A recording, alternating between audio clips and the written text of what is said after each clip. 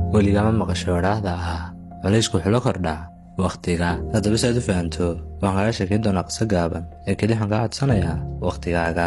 maalin maalmaha ka mid ah macallimad ayaa fasal ay arday ku jiraan soo gashay iyadoo gacanteeda ku haysa koob ay biyo ku jiraan. kadib ardayda ayaa weydiisay imise ayuu koobkan miisaankiisu yahay.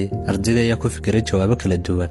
qaarkood waxay dhaheen 200, qaar 300 iyo wax la mid ah. kadib macallimaddu waxay ku tidhi miisaanku ma aha waxa muhiimka ah ee waa muddada aad hayso. haddii aad hal daqiiqo gacantaada ku hayso ma cuslaanayo, laakiin haddii aad hal saac gacanta ku hayso gacantaadu way ku daalay waanad dhibsanaysaa hayntiisa. waxay intaa ku sii dartay sidoo kale welwelka iyo culayska nafsadeed markaad sii haysato muddo dheer waxay noqdaan kuwo culus oo dhib badan. welwelka u arkin wax culus oo sii waaraya, dhibaato walbana haweynaysiisan. ogowna welwelka iyo fikirka badan waxaa baabi'iya xuska ilaahay. waxaan rajaynayaa ka ifeen walaalkiisa Kariim Maxamuud. aad ay mahadsantiin saaxiibayaal.